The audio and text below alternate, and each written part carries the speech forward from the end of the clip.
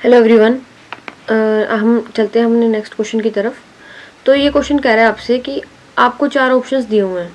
The combustion of natural gas, reaction of reactive metal with dilute acid, उसके बाद दिया हुआ है कि electrolysis of water and then reaction of quicklime with water. तो इन चारों में से हमें बताना है कि कौन सी डिस्प्लेसमेंट रिएक्शन है। तो हम देख लेते हैं कि इन चारों में से कौन सी डिस्प्लेसमेंट रिएक्शन है। तो देखते हैं सबसे first option, combustion of natural gas. हम सबको पता है नेचुरल गैस मतलब मीथेन की बात हो रही है यहाँ पर, CH4।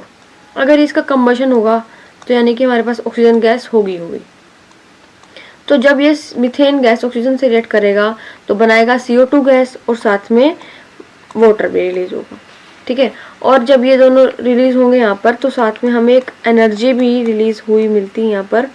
तो इसका मतलब ये है कि it is a normally exothermic reaction. ये एक एक्सोथर्मिक रिएक्शन है क्योंकि भाई एनर्जी रिलीज हो रही है यहाँ पर। तो ये डिस्प्लेसमेंट रिएक्शन तो है ही नहीं। नेक्स्ट चलते हैं हम नेक्स्ट ऑप्शन पे अपने, the reaction of reactive metal with dilute acid. देखते हैं यहाँ पर ये क्या कह रहे हैं। फॉर एग्जांपल हम बात करते हैं, एक मेटल है जिंक जो कि रिएक्टिव ही है, और dilute acid, let's say hydrochloric acid की अगर हम बात करें जो कि डाइल्यूट है यहाँ पर हमारे पास, तो ये क्या प्रोडक्ट बनाएगा? ये बनाएगा जिंक क्लोराइड बनाएगा और साथ में क्या मिलेगा? हमें हाइड्रोजन गैस मिलेगी। तो इस तरह से हमें यहाँ पर जिंक क्लोराइड मिल गया और यहाँ पर बैलेंस करने के लिए हम 2 लगा सकते हैं।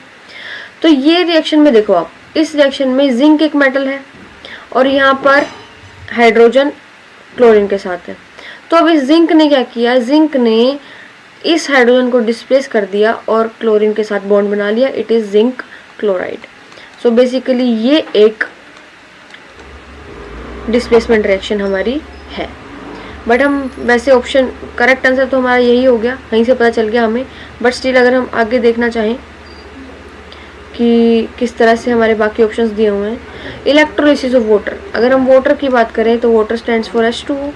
अब वाटर अपना इलेक्ट्रोलिसिस करेगा अगर, यानी कि इलेक्ट्रिक करंट वाटर में से अगर हम पास करते हैं तो हमें 2 गैस मिलेगी। कौन कौन सी? एक तो हाइड्रोजन गैस मिलेगी और साथ में ऑक्सीजन गैस मिलेगी। सो इस तरह से ये सिंपली एक डीकम्पोजिशन रिएक्शन है। ये एक डीकम्पोजिशन रिएक्शन है। क्यों भाई? क्योंकि भाई देखो, एक ही रिएक्टेंट है, एक रिएक्टेंट इलेक्ट्रिक करंट पास होने पे एक से ज़्यादा प्रोडक्ट दे रहा है, तो एक डीकम्पोजिशन रिएक्शन हो गई है। डिस्प्लेसमेंट तो है ही नहीं। उसके बाद नेक्स्ट चलते हैं हम, reaction of quicklime with water. हम सबको पता है, if we talk about quicklime then it is calcium oxide. Calcium oxide की रिएक्शन अगर आप वाटर से कराएंगे तो हमारे पास बनेगा इसका हाइड्रोक्साइड, CaOH होल ट्वाइस, ठीक है। और साथ में हीट भी रिलीज होगी। अब ये देखिए आप, CaO प्लस H2O, तो 2 रिएक्टेंट मिलके एक सिंगल प्रोडक्ट बना रहे हैं। Basically it is a combination reaction. ये तो एक कॉम्बिनेशन रिएक्शन है और एक्सोथर्मिक भी कह सकते हैं क्योंकि हीट भी रिलीज हो रही है यहाँ पर। बट ये डिकम्पोजिशन डिस्प्लेसमेंट रिएक्शन नहीं है। So in this way we have find out our answer that option number B is the correct, reaction of reactive metal with dilute acid.